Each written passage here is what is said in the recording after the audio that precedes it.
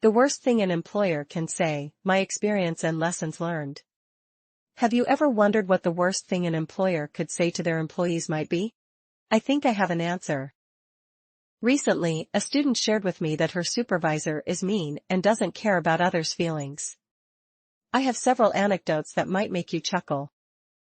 The worst comment I ever received in my career, before becoming a sales coach, was this: why don't you pick things up faster? You're single and have no kids. Your life should be simple. How come your brain is so simple? Do you know you aggravate my heart condition? I couldn't help but laugh. In fact, I celebrated that day. It was a Wednesday, and I still vividly remember it. I calmly responded, "You are the one making hiring decisions. You hired me. If I'm so unintelligent, why did you hire me? Clearly, you must be less intelligent than me." She was very angry and wanted to terminate me, but it was the Christmas season, and I had only been working there for 3 weeks. How could I possibly pick up everything that fast? I mean, really, why would anyone want to talk and act like that? Just because they can? I celebrated because I knew that's not who I wanted to be. No way. She was furious and almost chased me out of the premises, but she needed someone on the sales floor, so I was left alone after I questioned her. The very next day, she fired a coworker who had been hired at the same time as I was. They gave her a half-hour lecture before letting her go. I found this incredibly rude.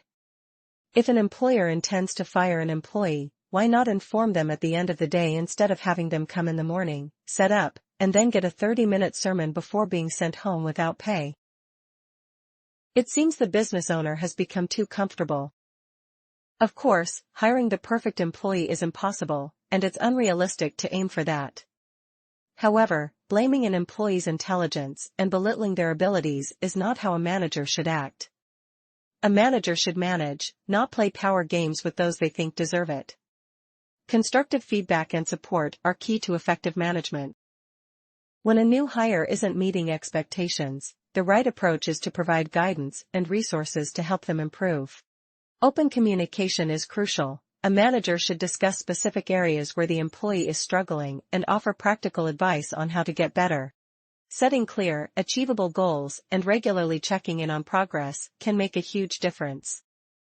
Also, it's important to consider if the expectations were clearly communicated from the start and if the employee got enough training.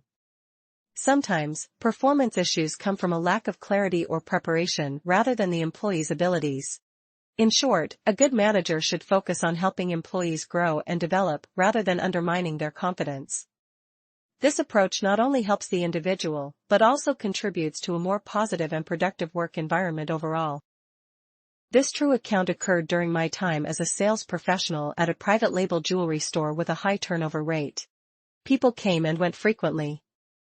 The owner had a habit of speaking rudely, yet displayed a different demeanor when interacting with customers, maintaining politeness. The lesson learned is clear: rudeness doesn't enhance productivity. Identifying root causes and addressing them is far more valuable than belittling others. Hey friends, let's ignite our connection. Subscribe now for electrifying updates and share the buzz with your tribe. Let's amplify the fun and excitement together. See you next time, your trusted coach, Eileen.